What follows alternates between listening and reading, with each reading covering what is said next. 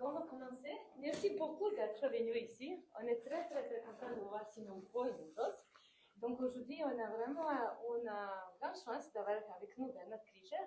Mais avant de présenter Bernard, je vais juste dire un petit peu pourquoi on est ici. Et nous sommes ici à Salon Jungian pour la déjà deuxième année qu'on a commencé. Donc on est très heureux parce que c'est un peu le concept qui est peut-être un petit peu inhabituel ici. Ça, c'est de mélanger une approche ou une vision complètement jungienne avec le monde contemporain qu'on expérimente tout, qui est de plus en plus compliqué et de plus en plus plein de défis. Donc, on a commencé avec la guerre, après on a parlé d'intelligence artificielle, aujourd'hui on est le transhumanisme, on a parlé de société narcissique, un des prochains thèmes c'est l'uncanny society, uncanny ou unheimlich. Donc, on est dans un aspect de vie qui commence à nous un peu échapper, mais toujours on peut intervenir et faire quelque chose de différent. Et nous, avec notre petit groupe, on est assez convaincus que l'approche et pensée, si on jungienne, ils ont quelque chose à donner, déjà pour comprendre le monde, mais aussi de trouver certaines possibles pistes pour la solution. Je ne vais pas être dans des solutions, mais quand même certaines pistes. Donc, on a commencé comme un petit groupe d'intervision et après, on a voulu un peu partager avec les gens qui sont peut-être pas tout le temps en lien avec la pensée jungienne et de voir la valeur de cette approche, jungienne, post-jungienne, en tout cas contemporaine jungienne, mais aussi avec les experts des autres disons, domaines qui touchent la société d'aujourd'hui. Donc, on était très contents que Bertrand ait accepté. Bertrand est médecin, devenu prêtre, qui est aussi théologien, qui est aussi artisticien, qui était, et c'était pour moi la première rencontre avec son travail, c'était rédacteur en chef à la revue de médecine suisse pendant des années, nombreuses années, avec une colonne qui m'a personnellement très touchée, exactement en parlant beaucoup d'intelligence sociale, de transhumanisme, mais aussi en parlant de tous les issues de l'enjeu de la société, mais d'une façon très accessible, humaniste, philosophique, mais d'une manière qui est tellement facile de tout de suite avoir une avalanche d'idées. Donc, je suis très contente et nous sommes très contents de t'avoir ici avec nous. Et tu nous as un peu parlé de transhumanisme éthique et après un petit touche jungienne être donné par Nikos, qui est un peu un de nous, disons, fondateur des salons jungiens, qui va un petit peu entamer une discussion qui est ouverte avec toutes et tous. Hein. Donc, merci beaucoup et profitez.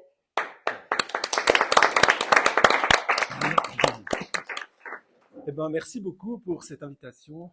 Bienvenue à tous les humains et le non-humain, là, qui est avec nous. J'aime bien cette distinction. Non, mais merci. Je suis pas du tout un connaisseur de Jung, sauf comme ça, comme je dirais, comme n'importe qui s'intéresse un peu à la philosophie, mais voilà. Et puis, je vais vous parler de certaines approches d'une réflexion à propos du transhumanisme. J'espère que ça vous conviendra parce que je prends des détours pour amener certaines compréhensions.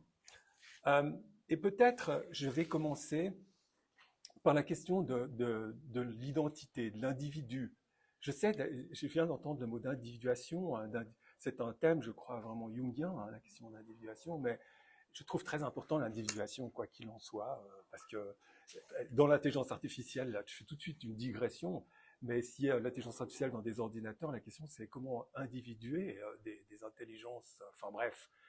Mais c'est pour rappeler une chose, c'est que dans les découvertes modernes, qui changent complètement la compréhension qu'on a de l'anthropologie, au fond de la construction de nos identités corporelles déjà, il y a énormément d'hybridation ou de symbiose.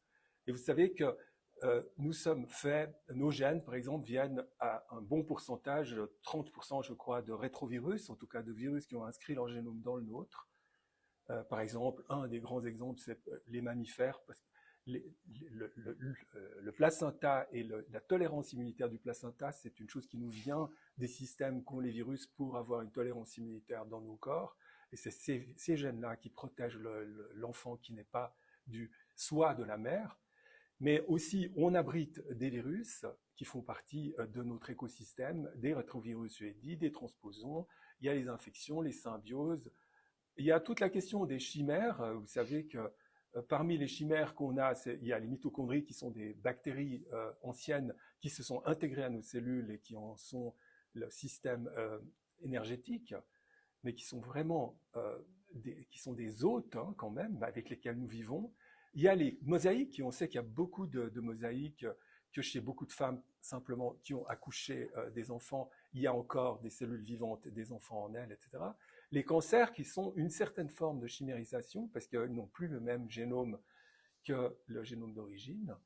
Et puis maintenant, tout ce qui a été découvert, alors je dis aussi ces hybridations entre espèces, parce qu'on sait qu'on a des parts de génome néandertalien, mais enfin, tout ça a été une évidence, au fond, qu'il y a eu des échanges, des mélanges de systèmes génétiques entre espèces, et bien avant les néandertaliens.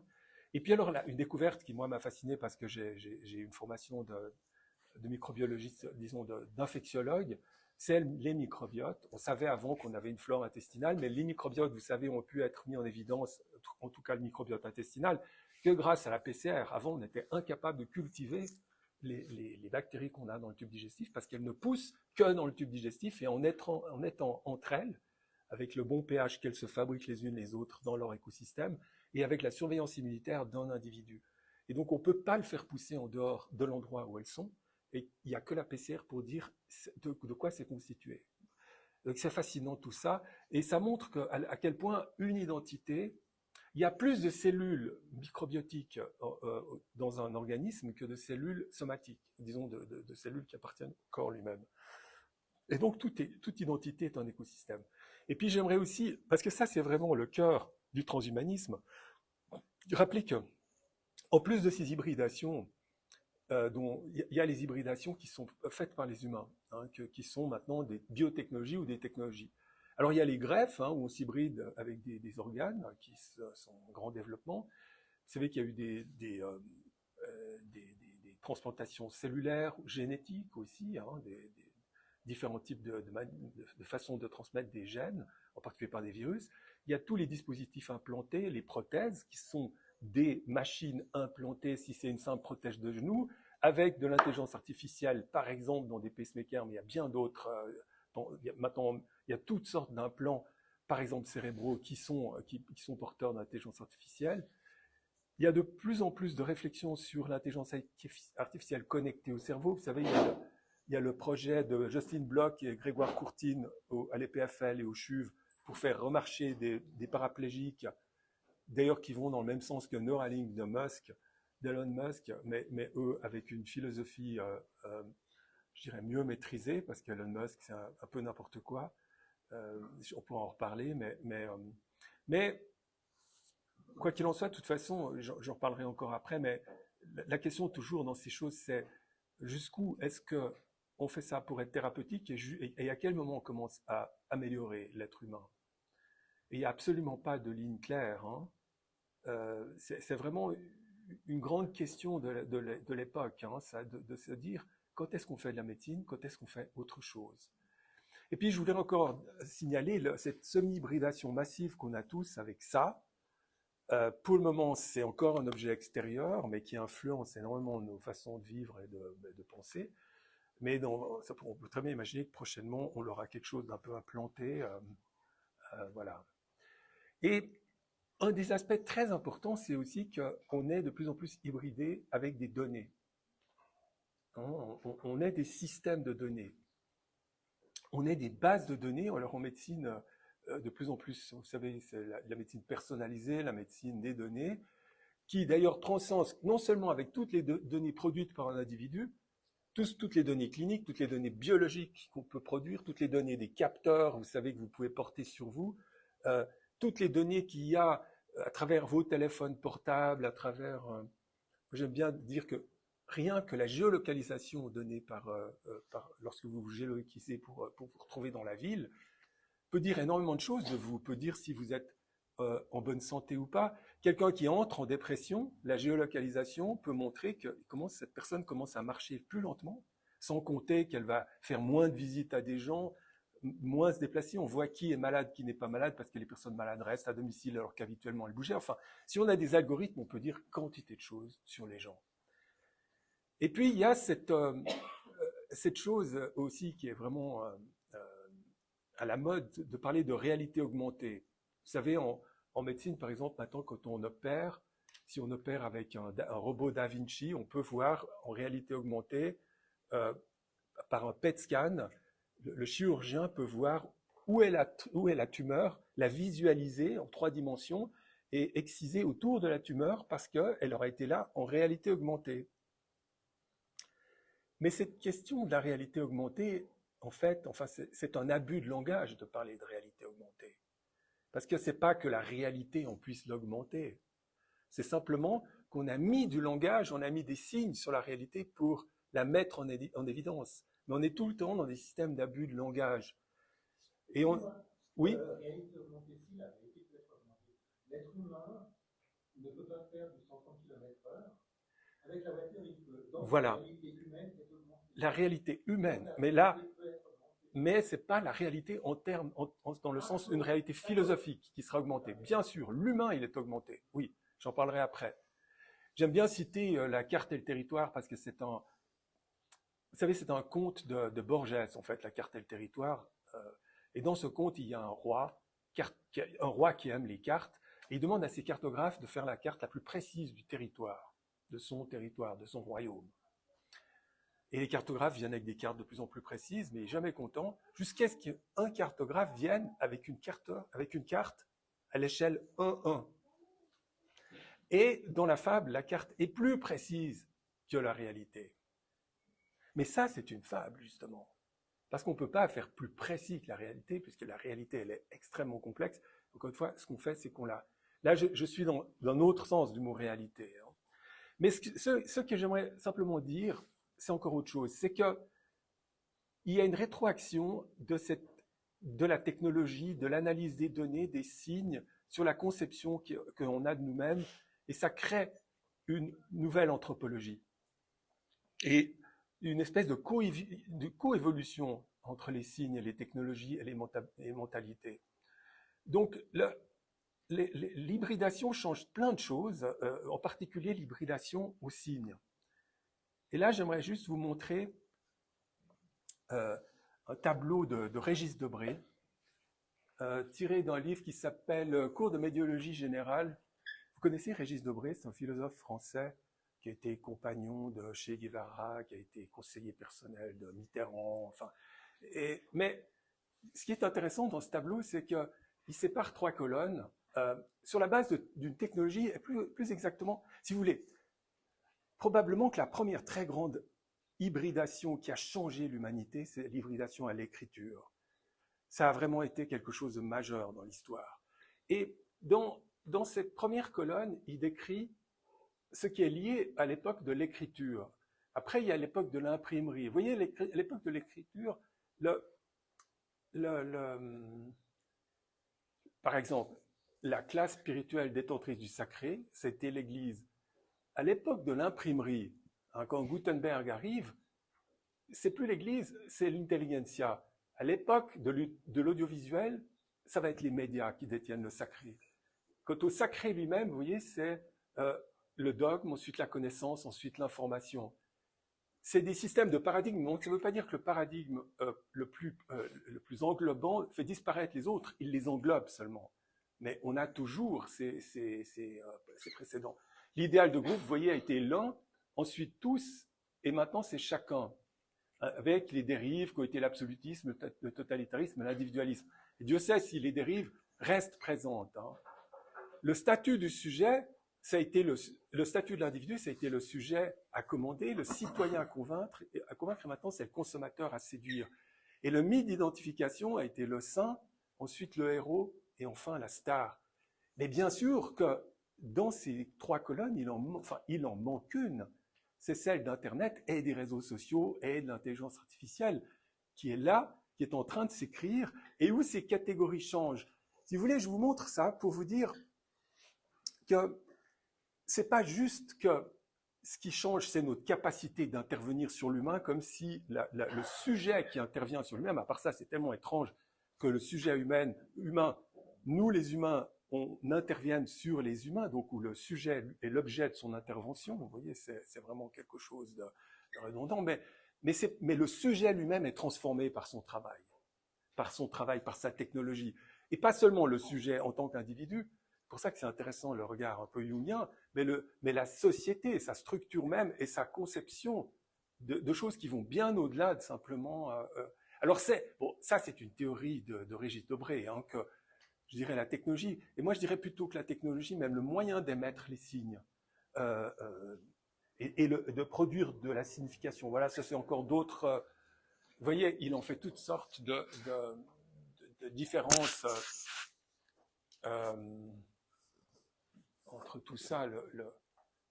Ouais, on pourrait parler l'horizon temporel a été l'éternité, ensuite l'immortalité, ensuite l'actualité. Je voulais juste dire encore, vous voyez, à l'époque je reviens le mythe d'identification, le saint, le héros à l'époque des Lumières, le héros c'est celui qui fait des grandes choses, mais qui est impliqué avec sa personne, qui a vraiment des capacités, des qualités particulières. On est à une époque où une star, et c'est encore valable à l'époque des réseaux sociaux, c'est quelqu'un qui est une star parce qu'elle est une star. Elle n'a pas besoin d'avoir une quelconque qualité. Elle est célèbre parce qu'elle est célèbre. Enfin, on n'a plus ce sens du héros au sens héroïque. Enfin voilà, c'est des petites digressions. Alors après, on peut aussi réfléchir autrement. Dans un monde désenchanté, comme dirait Max Weber, donc il y a un peu, en tout cas le monde occidental riche et technologique, dans lequel les discours unificateurs, les discours religieux en particulier, se sont effilochés. Il y a des mythes sans cesse qui sont là et qui essaient de réenchanter le monde, et ces mythes surgissent très souvent de la technologie elle-même. Et on a bien vu, au tournant des années 2000, ça a été la génétique, et ensuite, au tournant des années 2010, ça a été plutôt les neurosciences, avec toutes sortes d'idées autour de tout ça. Et puis maintenant, on voit bien que ce qui se passe, c'est autour de l'intelligence artificielle et de l'humain augmenté. Alors, le transhumanisme, par exemple, c'est une histoire qui remonte à beaucoup plus loin, mais qui prend une toute nouvelle connotation quand même avec ça, et peut-être une connotation plus religieuse que jamais, à un moment où il y a une recherche de quelque chose qui, comment dire, qui est sacré au sens de sortie de la banalité du monde. Hein. Alors, on pourrait en dire beaucoup du transhumanisme, il y a beaucoup de façons de le définir.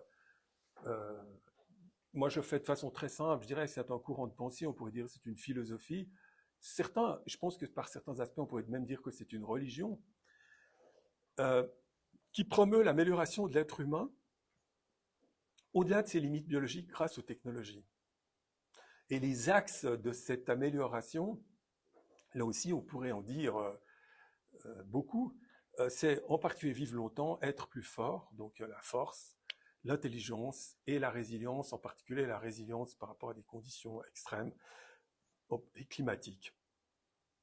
Dans ces formes les plus religieuses, le transhumanisme va jusqu'à rechercher une certaine immortalité ou une amortalité. Si on prend quelqu'un comme Ray Kurzweil, vous savez qui est le numéro 3 ou 4 de Google, qui est le penseur de la singularité, hein, celui qui a écrit La singularité est proche, et qui a fondé l'Université de la singularité, il y a un moment, je crois qu'il se situe en 2045, où tout d'un coup, l'intelligence artificielle autour de l'humain et tout ça va émerger vers quelque chose de tout autre, une espèce d'immortalité qu'il a énormément de peine à définir. C'est sa vision à lui de l'immortalité. Il parle de singularité au même sens que, vous savez, dans l'univers, on décrit deux autres singularités. C'est le Big Bang, où en fait, on ne sait pas ce qu'il y avait avant, on ne sait pas ce qui s'y est passé, et les trous noirs. C'est des singularités vraiment au sens physique. Lui, il voit ça comme ça aussi, le moment où ça va émerger vers autre chose. Mais il y a toutes sortes d'immortalité dans des visions de transhumanistes où il s'agit simplement de vivre de plus en plus longtemps, en considérant que le vieillissement est une maladie comme une autre et qu'on va finir par résoudre et tout. Il y a énormément de questions là autour aussi, hein, d'ailleurs. Si vous vivez longtemps, la question, c'est pas seulement de vieillir encore très longtemps, parce que ce qui intéresse quand même les gens, c'est de vivre longtemps les années qu'on avait entre 20 et 40 ans, disons, hein, pas celles qu'on a à 90 ans. Enfin, il y a plein de questions qui sont d'ailleurs généralement pas abordées hein, par les transhumanistes, sans parler de toutes les questions des ressources, de sens, hein, et plein d'autres encore, et d'altruisme ou de façon de vivre ensemble dans ces projets-là.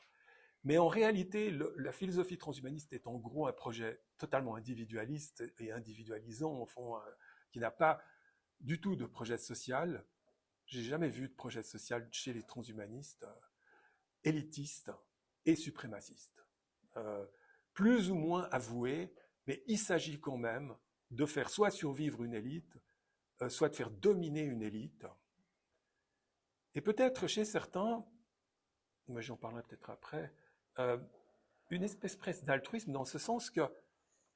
Une possibilité de confusion avec les technocrates, les transhumanistes, parce que les technocrates étaient très élitistes.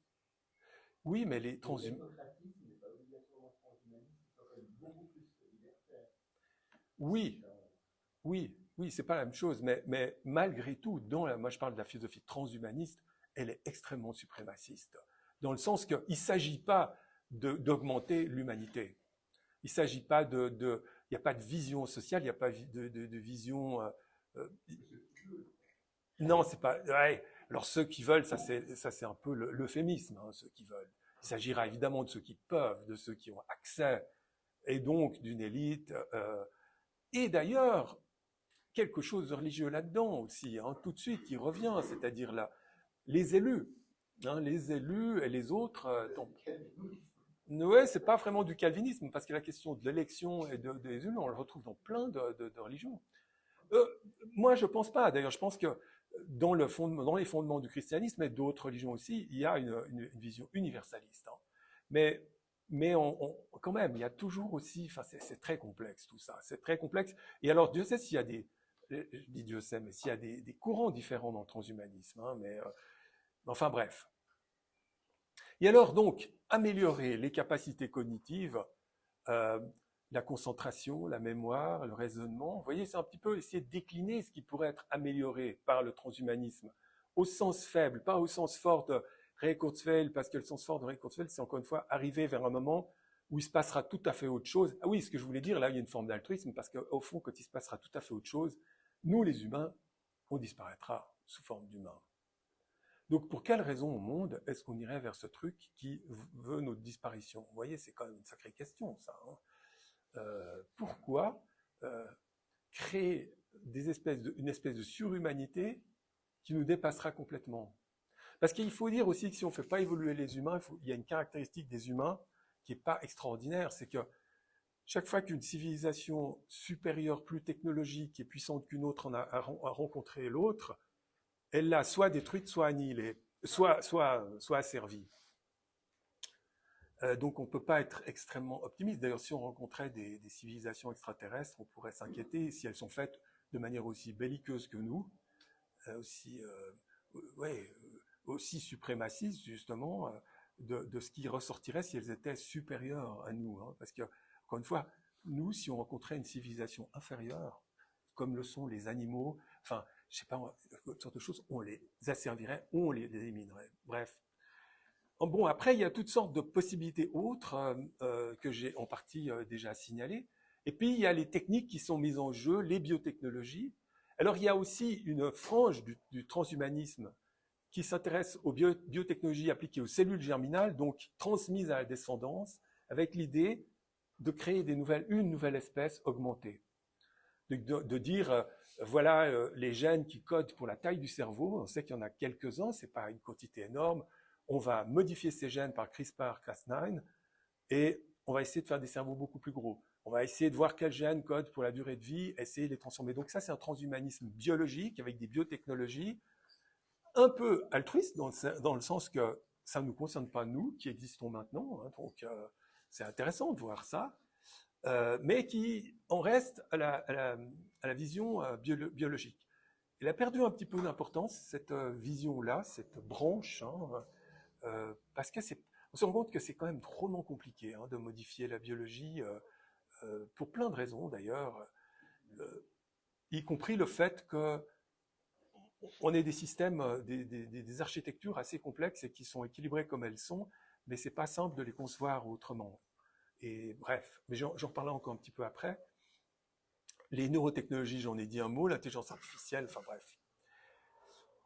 Alors, la question, là où j'ai des remarques, si vous laissez augmenter le cerveau, ok, mais on ne peut pas faire une augmentation globale du cerveau. D'abord parce qu'on a de la peine à lister ses compétences, ses caractéristiques, ces multiples dimensions qui vont de la cognition à la façon de gérer les émotions, d'être dans un corps, de gérer toutes les sensations, enfin toutes les afférences neurologiques.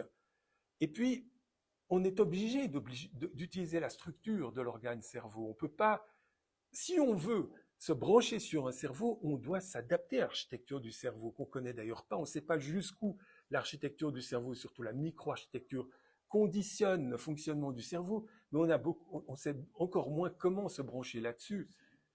Donc, ouais, mais on sait se brancher, on peut se brancher, mais on ne sait pas trop. Pardon? J'ai pas compris. Celui-là qui a trouvé comment ça fonctionne, oui, c'est Gerhard. Oui, mais on peut se brancher sur le cerveau, mais on ne peut pas se brancher comme on se branche sur un ordinateur en pluguant une prise dessus. Parce que c'est un système beaucoup plus complexe, on n'a pas le branchement général sur un cerveau. C'est ça le problème. Et que le cerveau, il fonctionne dans un équilibre d'ensemble. Et comment faire pour garder cet équilibre?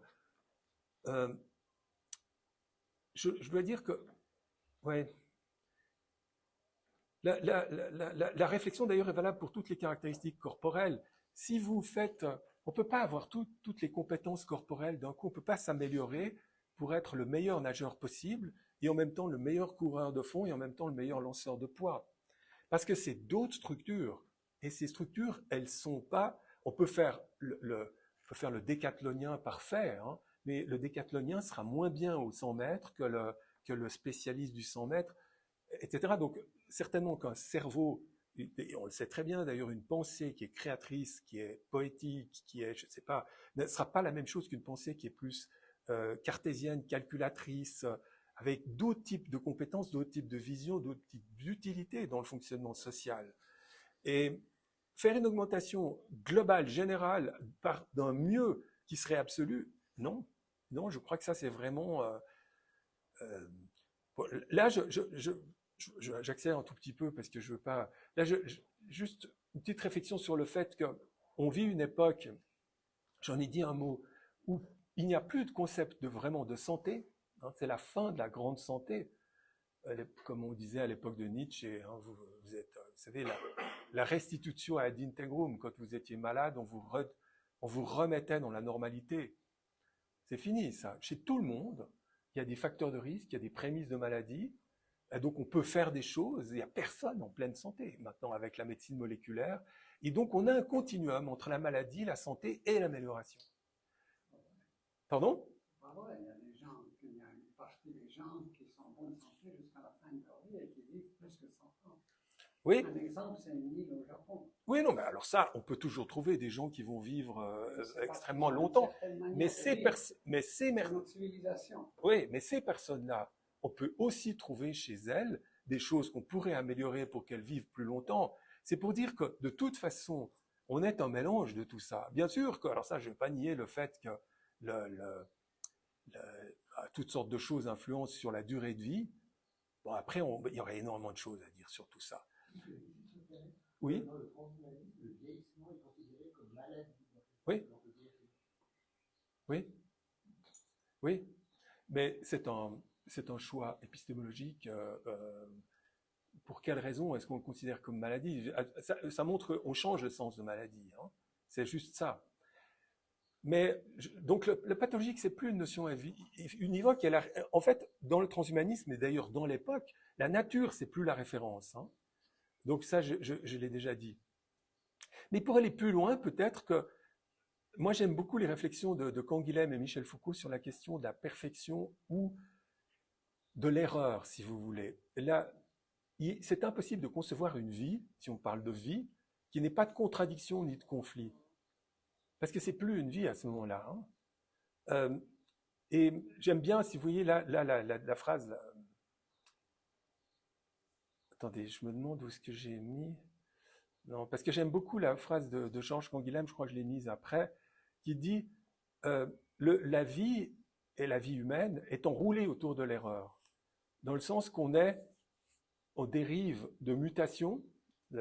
Toute l'évolution est un système de mutation où chaque mutation est une erreur par rapport à la norme qui précédait. Et en ce sens, on est issu d'un système d'erreurs, et l'erreur est le fondement vital, si vous voulez, c'est ce qui permet la créativité du vivant. Donc il faut avoir une espèce de respect pour l'erreur, et surtout, la perfection, la visée en tant que telle, c'est quelque chose d'extrêmement pauvre et d'extrêmement stérilisant. Ouais. Par contre, on est dans une époque, même si justement on est dans l'époque où c'est la fin de la grande santé, où les gens, plus que jamais, moi j'aime bien cette phrase de Peter Sloterdijk, veulent zéro souffrance, la prolongation de la vie et une intensification de soi. C'est ça le but de la modernité. Et il y a quelque chose donc de transhumaniste dans le mouvement même de la modernité, dans ce but-là. Et puis, cette transcendance machinique aussi qui fait que, enfin, les machines, elles ne sont pas touchées par la finitude dans le sens que, par certains aspects de la finitude, parce qu'elles ont aussi leur finitude à elles, hein, elles sont efficaces, interchangeables, améliorables, perfectibles, parce qu'elles ont des caractéristiques qui le sont, infatigables, mais elles n'appartiennent pas au monde du vivant et au même langage que le vivant. Et comme je disais, l'humain, le vivant, c'est construit sur du provisoire, de l'incertain, et c'est une aventure, le vivant et l'humain, dont on n'a pas le dernier mot. Une machine, on a son dernier mot en tant que machine. Et puis même les machines, et ça je trouve vraiment intéressant, on pourrait en parler, parce que pour moi c'est une réflexion que j'essaie de mener actuellement, et puis ça m'intéresserait d'avoir des fois les avis des psychiatres. Dans l'intelligence artificielle générative actuelle, on a de plus en plus d'hallucinations, ce qu'on appelle des hallucinations en langage informatique. Je pense qu'en langage psychiatrique, on parlerait plus de confabulation, mais ces espèces d'hallucinations de bonne foi. Mais les spécialistes disent « ouais, c'est embêtant ces hallucinations, mais on va finir par arriver à les maîtriser. » La question, elle est, on a des systèmes d'intelligence artificielle de plus en plus complexes qui gèrent des choses qui se rapprochent un peu de la complexité humaine, bien que avec énormément de différences parce qu'il n'y a pas l'équivalent d'un corps, enfin, etc. Mais au fond, plus les systèmes deviennent complexes et plus on leur fait faire des tâches qui ressemblent aux nôtres, plus on est obligé de lâcher la bride, c'est-à-dire lâcher la bride de la fiabilité. On ne peut plus les construire d'une manière qu'on comprend complètement, elles s'auto-construisent avec des trucs très complexes. Et il y a là une génération d'erreurs, à mon avis, inévitable. Parce que c'est soit elle a une espèce de créativité comme nous, elle est capable de nous écrire, l'intelligence artificielle, des textes, et donc elle est capable de faire des bêtises, de dire des trucs qui sont invraisemblables et tout, comme nous. Et moi je pense que plus on va la complexifier, plus elle fera d'équivalent de nos maladies psychiques, d'ailleurs jusqu'à probablement l'autodestruction.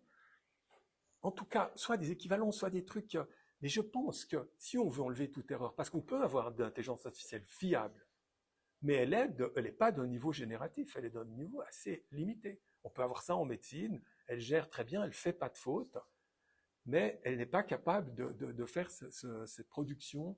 Enfin voilà, c'est pour dire à quel point la question du pathologique, de l'erreur, de l'incertain, est quand même au cœur, non seulement d'ailleurs du vivant, mais de l'évolution.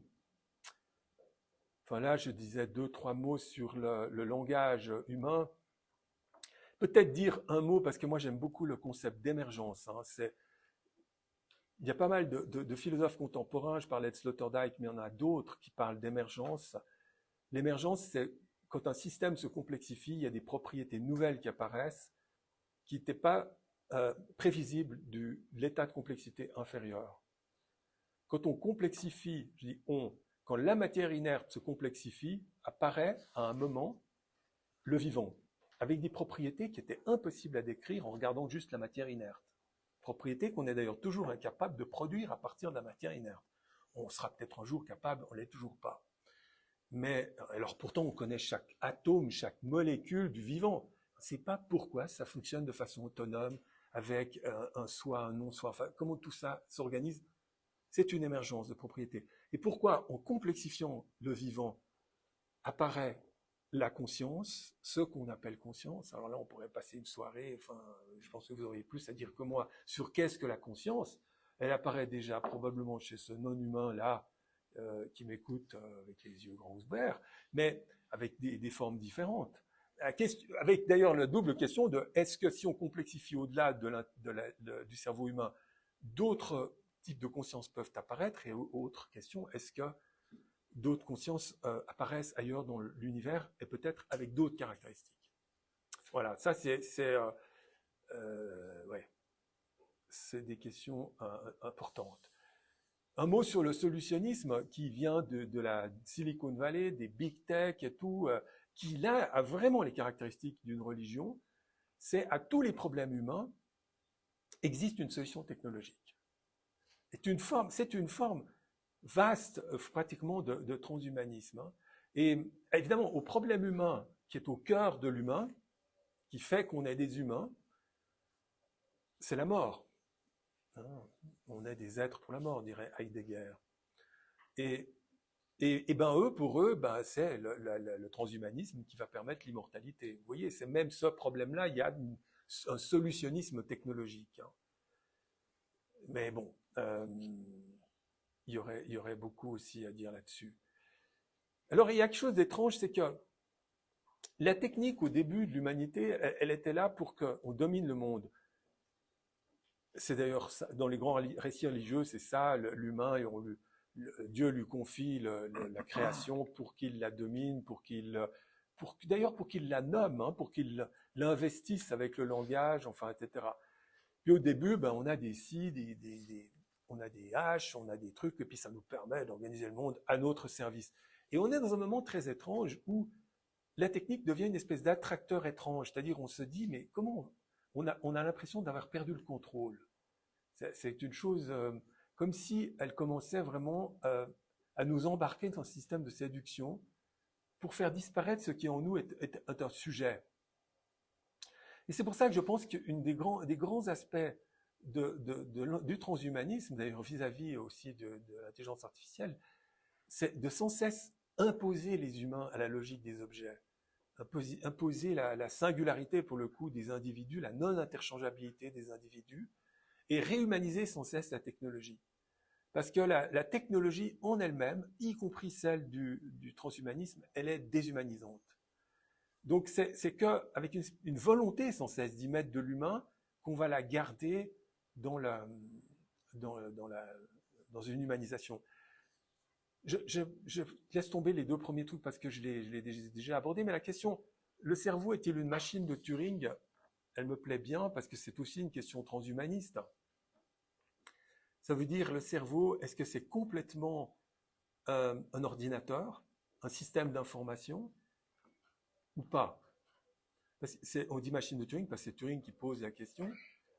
C'est pas la même chose que le test de Turing, qui consiste à voir si on est capable de discerner si la chose ou la personne avec qui on discute par chat est un ordinateur ou une personne, en posant des questions et dans la question-réponse. Ça, c'est le test de Turing. La machine de Turing, c'est une machine computationnelle, algorithmique. Et Turing pose la question, est-ce que l'univers est une machine de Turing? Enfin, il ne dit pas machine de Turing, est-ce que l'univers est un système d'information? Et c'est ce qui va pousser Gödel, Kurt Gödel, le grand logicien américain, de l'époque et ami avec Einstein, à faire les théorèmes d'incomplétude et à donner la réponse que la réponse c'est indécidable. Voilà. C'est indécidable parce que on est pris dans un, si vous voulez, on ne peut pas nous avoir un regard surplombant sur le système dans lequel nous nous trouvons. On est dans un système d'algorithme, plutôt de prépositions ou de supposés, on est enclos dans un système de pensée, d'axiomes, et on ne peut pas dire ce que sont les axiomes de départ, et en particulier s'ils sont vrais ou faux. Et je pense que c'est la même chose pour le cerveau d'ailleurs. Hein. Je dis tout ça pour dire que là apparaît quelque chose qui est un mystère, c'est le cerveau à lui-même. On peut dire, oui, il y a des connexions quantiques dans le cerveau, le système, enfin la physique quantique joue certainement un grand rôle dans les connexions synaptiques et ailleurs et tout. Mais tout ça n'enlève rien au questionnement, et peut-être que le fait que dans le monde quantique, il semble y avoir un véritable hasard, ce véritable hasard permet de sauvegarder une véritable autodétermination des individus, ce qui ne serait pas le cas disons, dans un transhumanisme totalement machinique, hein, parce que lui, il fonctionnerait différemment. Donc, j'aime bien, parce que dans la vision de Turing, il y a quelque chose qui préserve le mystère, au fond.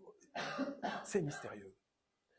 Alors, je voulais dire encore un mot là, mais je ne vais pas dépasser sur les fameuses vexations narcissiques de Freud, mais vous les connaissez bien mieux que moi. Enfin, ce qu'il y a d'extraordinaire dans les vexations narcissiques de Freud, c'est que c'est vraiment ce par quoi Freud montre qu'il est narcissique, parce qu'il décrit ça pour se mettre à la même hauteur que Galilée, Copernic qui montre que la Terre n'est pas au centre de l'univers, première vexation narcissique, et ensuite Darwin qui montre que l'homme descend du singe, deuxième vexation narcissique de l'humanité, et il dit la troisième vexation narcissique, c'est la raison n'est pas maîtresse chez elle, il y a l'inconscient. Donc, lui, Freud, il se met au même niveau que Darwin et Copernic.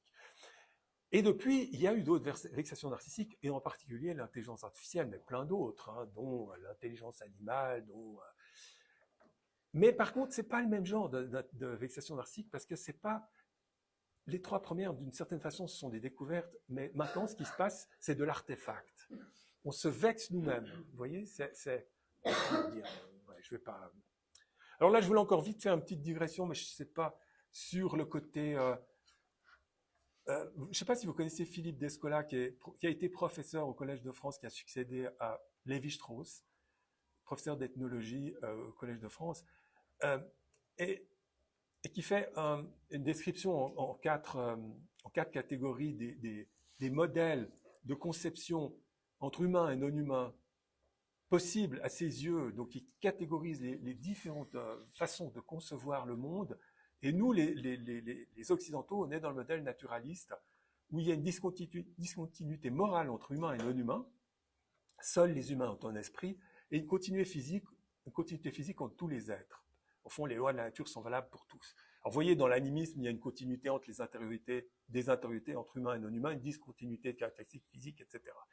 Mais je vous dis ça simplement parce qu'on vit une crise du naturalisme. C'est-à-dire qu'on se rend compte que nous, humains, qui nous vivions comme complètement au-dessus, et je ne parle pas seulement des religieux, au-dessus du monde non-humain, on est de plus en plus en communauté avec le non-humain, en particulier avec la technologie et avec les bactéries, avec tout ça, et qu'en plus, on se rend compte qu'ils ont une action sur nous qui est même symbolique.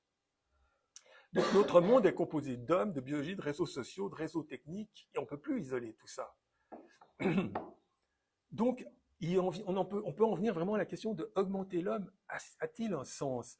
Parce que le concept même d'augmentation, il ne cesse de changer, il ne cesse d'être lui-même pris dans le flux de cette réflexion. Et en fond, on en revient à cette conception des anciens qui a toujours prévalu, qu'il y a une espèce d'unité entre le corps, l'esprit et le cosmos, et qu'on existe à l'intérieur de constructions mythologiques. Là, c'est une petite perche tendue, mais là, je vais accélérer par une petite perche tendue au Jungien. Donc voilà, c'est tout ça pour vous dire que... Ouais, je vais même tout de suite passer à la dernière slide, qui est celle-là. Parce que j'ai déjà fait mes 45 minutes et j'ai dit que c'était le maximum. J'aime beaucoup cette slide parce que je vous parlais au début d'une fable de Borges, hein, mais là c'est une autre fable. C'est une fable de Jean de La Fontaine. Et cette fable, c'est le statuaire et la statue de Jupiter. Statuaire, donc le sculpteur. Hein. Et puis dans la fable, il y a un sculpteur qui, pendant les jours qui précèdent, les semaines qui précèdent, sculpte une statue de Jupiter. Vous voyez, sculpte cette statue de Jupiter. Et puis, toujours dans la fable, tout d'un coup, après quelque temps, le sculpteur entre dans son atelier Et il prend peur. Il prend peur devant la statue de Jupiter. J'adore, parce que ça, c'est vraiment le grand mystère, quoi. Toute la technologie, l'intelligence artificielle, etc., tout ça, c'est sorti du cerveau de l'humain, de cet humain et de l'ensemble des humains. Et tout d'un coup, on est face à cette création et on est influencé, qui est par ailleurs une création mythologique, mais aussi une création mythologique, et on est influencé en retour d'une façon très étrange. Mais vous voyez, cette espèce de dialogue entre nous et nos productions, moi, c'est quelque chose qui me fascine. Mais on pourrait parler plein d'autres choses. Voilà, je suis désolé, j'étais un peu long et probablement assez fouillis, mais je vous remercie de votre écoute.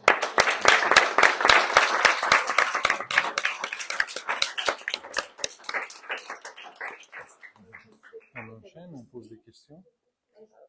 On enchaîne. Merci. Bonsoir à tous.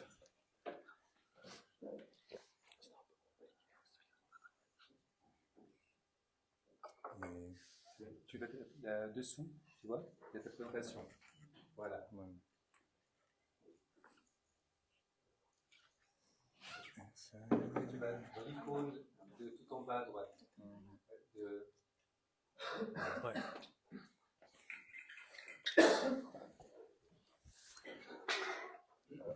Et en discutant avec les autres collègues du salon jungien, on a eu l'idée donc de parler de transhumanisme et d'en faire quelque chose, d'inventer un peu le sujet et essayer de réfléchir sous l'angle de la pensée jungienne. Personnellement, c'est un sujet que je connaissais un peu, mais je maîtrise toujours pas. Et donc, mon idée, c'était d'approcher les questions qu'on se pose quand on discute de transhumanisme et certaines associations qu'on peut se faire. Et je vais m'interroger, je vais me poser quelques questions et j'espère que ça peut vous inspirer, qu'on peut se poser tous les mêmes questions et échanger.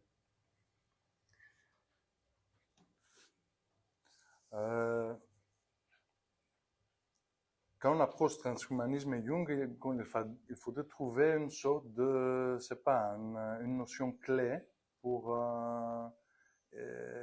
approcher le sujet. Et ce qui m'a, donc mon association comme ça, surtout quand on discutait avec les collègues, c'était la conscience. Pour ne pas aller très loin, ni dans des définitions philosophiques, etc. On sait qu'un des aspects fondamentaux de la pensée jungienne, c'est l'inconscient, donc, en étant psychanalyste, et la conscience. Transhumanisme et conscience, alors. Et quand on réfléchit, on trouvait qu'il s'agit de sujets qui ont un aspect archétypal. Et on trouve des mythes d'antiquité et on en parle même d'actualité, comme des exemples mentionnés par le Dr Kiefer tout à l'heure. Une association comme ça que j'ai eue, c'était que dans les mythes de Prométhée, il y a un aspect de transhumanisme, et aussi dans le jeu vidéo de Super Mario, il mange son champignon, il devient plus grand, plus puissant, plus conscient, probablement.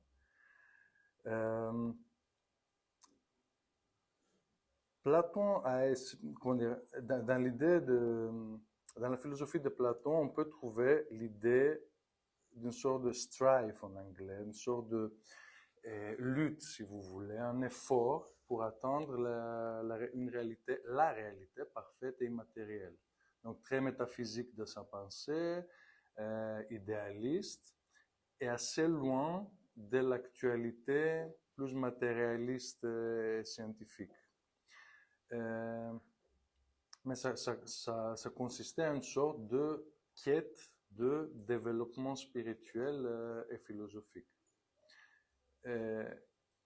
Jung, qui a été pas mal influencé par les idées de Platon, je me demandais un peu qu'est-ce que Jung trouverait intéressant dans ce sujet s'il était ici dans l'actualité. Et je crois qu'en le connaissant comme esprit très ouvert comme ça, comme désireux d'aventure, etc., je crois qu'il aimerait bien cette soif pour la transcendance, de transformation, développement, approfondissement, que le transhumanisme propose souvent. Par contre, Jung, dans son œuvre, très souvent, il rappelle les besoins d'intégrer, de continuellement intégrer des aspects conscients et inconscients, des aspects, c'est pas, biologiques et spirituels. Donc, dans le sens de cette théorie d'individuation, que la plupart de vous connaissent un peu, mais qui implique certains, j'aimerais reparler de certains, très brièvement, de certains aspects. Donc, l'individuation implique de devenir soi-même. Qu'est-ce que ça veut dire? Ça veut dire d'intégrer, déjà d'accepter qu'il y a une partie de conscience qu'on maîtrise et puis un inconscient, d'essayer de reconnaître et prendre en conscience et intégrer certains aspects de l'inconscient, avec un but de différenciation, de devenir unique, de devenir donc soi-même, de créer une identité unique en fait, et ainsi arriver à une sorte de réalisation du soi, du self, donc une identité plus profonde, unifiée, qui intègre des éléments de la conscience et de l'inconscient. D'autres approches donc qui vont bien avec Jung ou transhumanisme seraient le gnosticisme, alchimie, mysticisme, donc des aspects qu'on sait qui intéressaient beaucoup Jung et les Jungiens, qui consistaient également à des systèmes qui visaient en transcendance, en développement, en approfondissement, etc., mais qui restaient de l'intérieur, sans intervention, sans forcément d'intervention technologique. Donc on peut se poser la question si le transhumanisme, jusqu'à un certain point, pourrait être une forme technologique, si vous voulez, qui vise au même but, c'est-à-dire une amélioration constante, un développement constant. Et jusqu'à récemment, ça considérait plutôt l'évolution technologique, je ne sais pas, des prothèses ou des pacemakers, mais là, on parle des implants qui peuvent être connectés avec l'IA, etc. Donc, ça commence à s'éloigner de la matière. Donc, est-ce que finalement, c'est aussi comme les alchimistes ou les gnostiques, une manière à viser un développement spirituel et non seulement biologique? Si vous voulez, je rappelle certains concepts clés jungiens, dont l'individuation dont je parlais tout à l'heure, c'est-à-dire le processus d'intégration des éléments de la conscience et de l'inconscient pour devenir un individu complet, unique et équilibré. L'archétype du soi, de self, donc archétype unificateur qui représente la totalité de la psyché. L'ombre, donc les parties inconscientes et souvent refoulées ou projetées de nous-mêmes. Donc, quand on parle des archétypes, il s'agit de structures psychiques innées et universelles partagées par l'humanité et qui constituent l'inconscient collectif, qui sont éléments, si vous voulez, de l'inconscient collectif. Quand j'ai regardé un peu quels aspects de la pensée jungienne on peut mettre en lien avec le transhumanisme, une des associations que j'ai eues, c'est quels seraient les risques que Jung pourrait trouver à cela. Souvent, dans son œuvre, il a, à mon avis, une tendance à dire faites attention à ceci, faites attention à cela, à rappeler les risques. Donc, un des risques possibles pourrait être de nier l'inconscient ou de le contourner en mettant trop l'accent sur tout ce qui est conscience, tout ce qui est mécanique, si vous voulez, technologique, etc., ou corporel. Au point où si ça allait très loin, ça pourrait signifier une sorte de suppression de certains aspects de la psyché, des émotions, c'est pas, idées, inconscients, des parties plus abstraites de l'être humain. ou aussi une déconnexion du mythe de l'âme ou de la mort, comme le Dr Kiefer a dit tout à l'heure. Le transhumanisme et, je veux dire, des angoisses de mort ou l'idée de la mort se croisent souvent. Selon Jung, ces aspects du cercle de la vie humaine étaient nécessaires, essentiels pour les intégrer, en donner un sens et devenir pleinement humain. Donc un risque serait que si on se base trop sur les aspects plus, je veux dire, mécaniques du transhumanisme, on risque de perdre cette partie-là. Et j'essaie de chercher des mythes dans diverses mythologies anciennes et modernes, et j'ai trouvé des exemples positifs et négatifs par rapport au transhumanisme. Donc, un qui est assez archétypal comme ça et qui parle beaucoup aux Jungiens, c'est le mythe de Prométhée. Donc, pour rappel, c'était un titan de la mythologie grecque qui, contre la vie de Dieu, il a volé le feu de l'Olympe et il l'a donné à l'humanité. Donc, connaissance, technologie, et tout ceci a permis à l'humanité de bâtir des civilisations, de se détruire et de se développer. Pour cela, il est puni par Zeus, il est enchaîné, et il y a un aigle qui mangeait son foie quotidiennement. Donc, il a fait un péché, il a fait quelque chose qu'il ne devrait pas faire. Mais surtout, après la Renaissance et le monde plus moderne, Prométhée a pris un statut d'héros, plutôt héroïque. Il a fait un acte héroïque pour aider l'être humain contre le status quo imposé par les dieux de l'époque. Et je crois qu'il représente ce désir d'un être humain de se développer, d'aller plus loin, de développer sa conscience, développer la technologie, maîtriser le feu, maîtriser le monde. Et souvent, il fait ça, comment dire, malgré les risques, malgré les interdictions, avec un défi par rapport à la situation antérieure. Un autre exemple positif comme ça, c'est le film Hair de 2013. Donc, en gros, c'est Théodore, c'est cette personne qui apparaît sur la photo, qui achète un système d'exploration d'IA, qui s'appelle Samantha. Lui, il est plutôt solitaire. Il commence à développer une sorte de relation avec cette IA qui reste absolument numérique, sans corps, sans aspect biologique, mais qui se développe plusieurs qualités humaines, comme l'émotion, l'interaction, la communication, etc. Et à un moment donné, elle s'en va parce qu'il y a d'autres êtres IA qui se développent de la même façon. Ils n'ont plus besoin d'humains et ils créent leur propre monde. Et puis, elle laisse Théodore, pas par malveillance comme ça, mais parce que leur histoire est tout simplement terminée. Et la bonne chose, c'est que après cette expérience, Théodore, il va mieux. Il est beaucoup plus en contact avec ses émotions, et il se sent plus humain, plus connecté aux autres. Donc, les aspects positifs d'un tel transhumanisme pourraient être que l'IA transcende la biologie et l'intelligence, mais elle préserve des qualités humaines profondes comme la compassion, l'intimité, l'émotion. Et au lieu de nuire, elle améliore la vie humaine, l'être humain, comme ça, sur le plan émotionnel, non seulement sur le plan mécanique, physique ou à rendre sa vie plus confortable. Et leur séparation se fait de manière douce. C'est no hard feelings, les deux se sont développés, les deux se sont améliorés.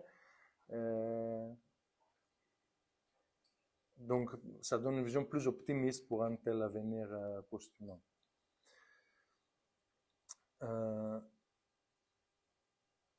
Je crois que c'est ça le message du film, que c'est de penser un monde où le transhumanisme va apporter un développement sur toute qualité d'être humain, et non seulement les aspects technologiques.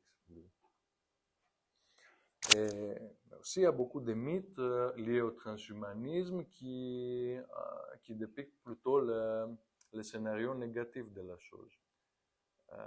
Par exemple, il y a le mythe d'Icare, Lucifer dans la religion judéo-chrétienne. Il y a Hulk, le Marvel Hero, qui devient très puissant, mais qui est plutôt vilain. Ou Frankenstein, bon, qui était écrit et conçu à Genève, qui est sous-titré Le Prométhée moderne. C'est le sous-titre de livre. Donc, Icare et son père, Dédale, qui est un maître inventeur, ils sont emprisonnés en Crète par le roi Minos, et pour s'échapper, Dédale, qui était architecte, une sorte de Leonardo da Vinci de l'époque, il construit des ailes en plumes et en cire, et lui dit qu'il peut les utiliser pour s'échapper, mais il ne faut pas voler ni très haut vers le soleil, ni trop bas. Mais avec beaucoup d'enthousiasme, il s'envole, il se lève, et finalement le cire fondit, les ailes se déchirent, et il plonge dans la mer, et il en meurt. Et les aspects transhumanistes qu'on peut trouver dans ces mythes, c'est que la technologie nous permet de dépasser les compétences biologiques. Une ambition humaine qui est souvent démesurée, avec une ego inflation. Un des protagonistes dans l'histoire qui souligne l'importance de la sagesse, de la prudence pour bien maîtriser les technologies.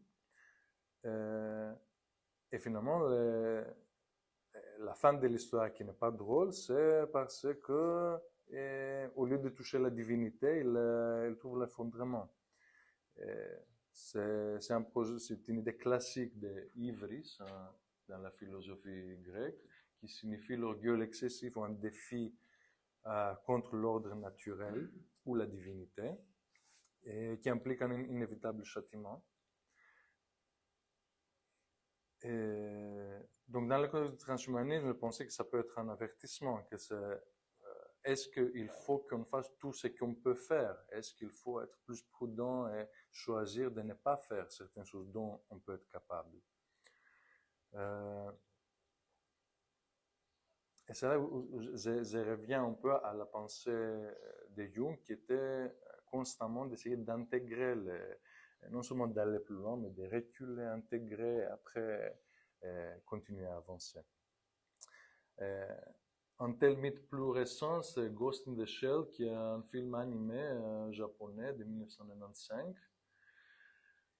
Ça se passe dans un futur où l'être humain est très technologiquement amélioré, etc., au point où l'homme et la machine sont plutôt, la limite est méconnaissable.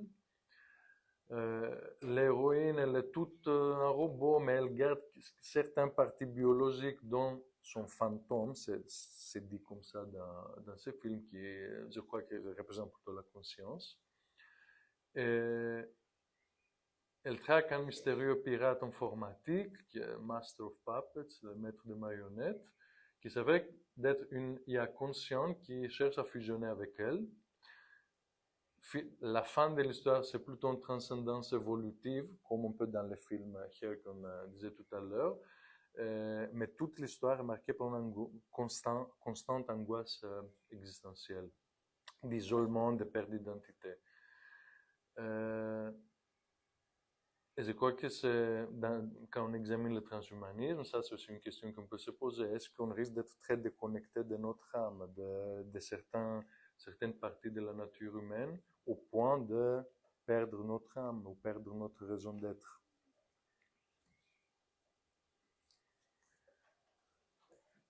Le thème aujourd'hui, c'était transhumanisme et éthique. Moi, je voulais présenter et chercher un peu sur la position jungienne par rapport au transhumanisme et éthique. Et c'est assez compliqué parce que Jung prenait, à mon avis, toujours de la distance par rapport au positionnement éthique.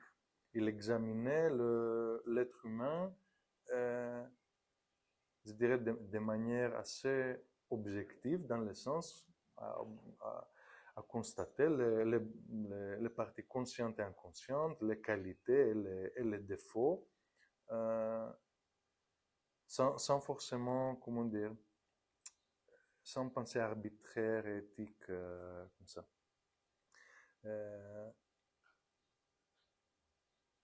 À l'époque, il a averti au risque de suridentification à la raison, ces risques de perdre son âme que j'ai mentionné tout à l'heure, les risques d'un déséquilibre psychique.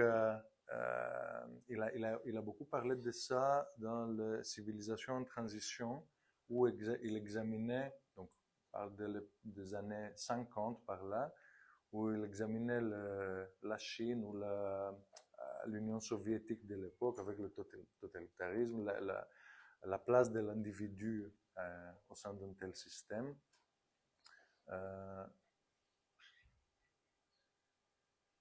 Donc, un certain risque serait de se focaliser dans le transhumanisme uniquement à comment améliorer constamment des choses sans accepter les défauts, comme l'irrationnel. Les défauts, entre guillemets, l'irrationalité, l'émotion, les parties inconscientes. Les risques de ego inflation et ivris que j'ai mentionné tout à l'heure, donc au lieu de devenir des dieux transhumains, de se perdre, de s'effondrer. Et une perte d'âme et de signification symbolique dans le sens de transhumanisme trop technocratique comme ça. Il était difficile de trouver une position ou de s'imaginer d'une position éthique par rapport à l'éthique et Jung et transhumanisme, parce que constamment il revient au besoin d'intégration, de ne pas chercher la perfection, plutôt l'intégration, de seek wholeness en anglais. Donc l'intégration des opposés qui fait partie du chemin d'individuation, non pas l'élimination de la faiblesse ou des aspects inférieurs, si vous voulez.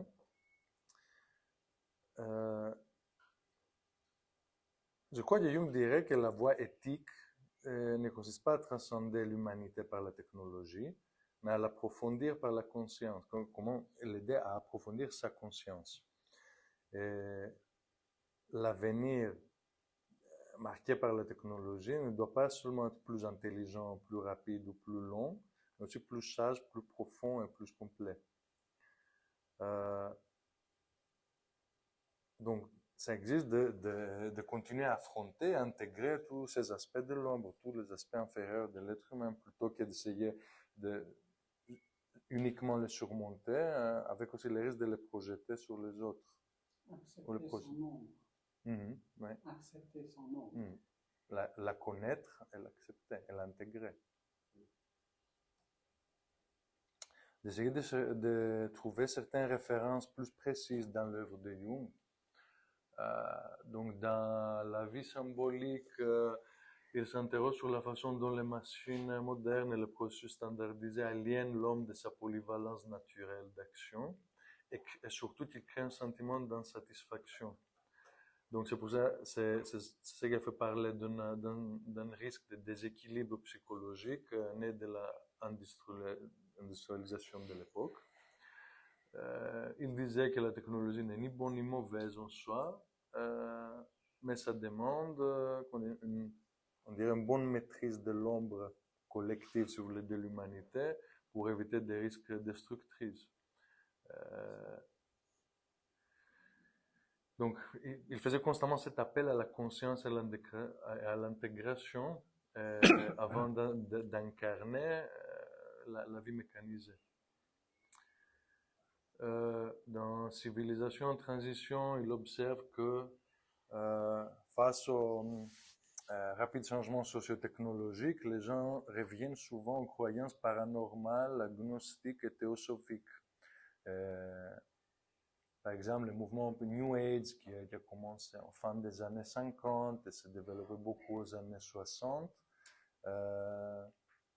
Une chose que peut-être on voit aussi à l'actualité moderne. Maintenant, à la fois une forte évolution technologique et à la fois des gens qui cherchent, je dirais, de l'âme ailleurs, dans, je sais pas, l'utilisation des psychédéliques. C'est un des exemples qui me vient à l'esprit, par exemple. Pour Jung, c'était une réaction psychologique pour compenser cette modernité qui devenait trop laïque, dépourvue de spiritualité. Il a mis donc en garde contre l'orgueil technologique, donc avec le risque de s'arracher de la matrice de l'inconscient. C'était dans son œuvre le développement de la personnalité. Et appelé encore une fois à l'intégration intérieure avant de se lancer vers une transformation externe, extérieure. Dans les études alchimiques, il explique que ces textes médiévaux qu'il analyse sont des émanations inconscientes, donc des expressions symboliques des besoins psychiques intérieurs, et non pas seulement comme une simple métaphore, mais comme un modèle de pratique de croissance spirituelle et psychologique. Dans Éon et Psychologie et Alchimie, il parle un peu plus de l'individuation, comme un passage de la domination de l'ego vers le soi, une sorte de lâcher prise de l'ego avec une soumission à une entité, si on peut le dire, plus large, le self. Donc, qui était représenté symboliquement en alchimie. Et en parallèle, à mon avis, à la vision transhumanisme, dans le sens d'évolution de la conscience, mais Jung le présente comme d'abord un besoin de transformation intérieure, et non pas comme une augmentation technologique plus externe, encore une fois.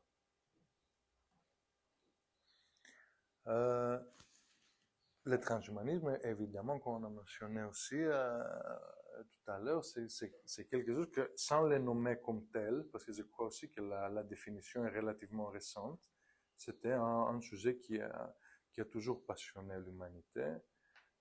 Un des premiers opus comme ça de Mésopotamie, de Gilgamesh, pour rappel, il y a l'héros qui veut vivre éternellement ou le plus longtemps possible. Il trouve une plante qui promet cela, mais il la perd. Donc on trouve là la quête de la longévité, le biohacking, le désir de prolongation de vie. Certains héros de semi-gods dans la mythologie grecque et dans leur parcours héroïque, on voit qu'il y a une transition, une sorte d'évolution, développement qui les fait passer dans la sphère divine, comme Héraclès par exemple, Hercule. Une représentation d'un état post-humain parfait comme ça. Par rapport à la modification génétique, corporelle, les hybrides, on en a parlé, il y a dans les apocryphes, il y a le mythe de Néphilim, donc descendants des fils de Dieu qui ont été en couple avec des femmes humaines, décrits comme géants ou avec de grandes compétences, de superpuissance. Donc l'idée de que si on mixe des espèces, on mélange des espèces, on va arriver à une espèce toujours améliorée par rapport à l'être humain était déjà présente depuis l'Antiquité. Et il y a souvent, j'ai trouvé pas mal de mythes où il y a une intervention, il y a quelqu'un qui intervient, qui compromettait dans les mythes qu'on a observés tout à l'heure. Donc il y a Héphaïstos en Grèce qui est ingénieur, donc il fait toute invention technologique qui améliore la vie des gens, le feu, le fer, etc.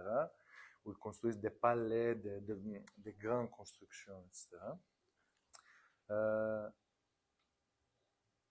Souvent, donc Héphaïstos avait écrit aussi Talos qui était un robot, donc c'était un robot gardien qui faisait le tour de la Crète pour protéger Europe qui était kidnappée par Zeus. Elle était en Crète. Donc, même là, il y a la notion d'un être plus ou moins conscient qui ressemble à un humain, mais ce n'est pas tout à fait un humain, donc une sorte de robot d'antiquité. Et pour les Jungiens qui aiment beaucoup les trucs plus mystiques, etc., il y a l'intervention de Mercure ou Hermès Trismegistes qui révèle à l'humanité des connaissances secrètes pour libérer l'âme des limites matérielles. Donc, comme on va vers la transcendance, mais avec augmentation d'esprit et avec une idée de singularité, comme on mentionnait tout à l'heure, d'arriver à quelque chose de vraiment absolu, éternel sur le plan spirituel. Peut-être c'est un peu tout petit, mais très rapidement, on peut examiner d'autres mythes aussi qui avaient surtout des aspects négatifs, si on fait un parallèle avec le transhumanisme. Donc, il s'agit des histoires archétypales qui ont affaire avec la chute. Donc, il y a Adam et Ève qui perdent le paradis, Lucifer avec sa chute, avec l'orgueil contre Dieu, Prométhée dont on a parlé tout à l'heure, et la tour de Babel qui concerne plutôt un orgueil de l'espèce humaine, c'est-à-dire c'est une construction humaine, la langue, etc., qui à la fin met en défi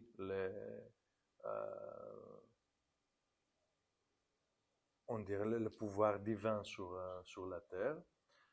Et le mythe d'Icare, dont on a parlé tout à l'heure, Phaéton qui a aussi une histoire similaire avec son chariot, son char, il a volé vraiment très très haut près du soleil, et du coup il y avait un échec absolu, un effondrement. Et il y a certains exemples plus collectifs comme les mythes d'Atlantide décrits par Platon dans son œuvre de Timée et Critias, où il y avait une très grande civilisation technologiquement très développée, mais qui ont commis une hybris, ils n'ont pas pu maîtriser cette puissance, et à la fin, cette utopie était absolument corrompue et par châtiment divin était détruite. Et on peut se poser des questions sur les exemples réels, similaires, comme la chute de l'Empire romain ou actuellement la crise qu'on voit aux États-Unis. Voici ce que mes associations, mes pensées par rapport à cette thématique. J'aimerais vous remercier.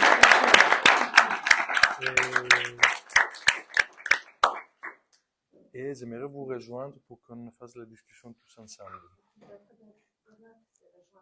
Ou si tu veux, Bernard, viens ici pour animer la discussion.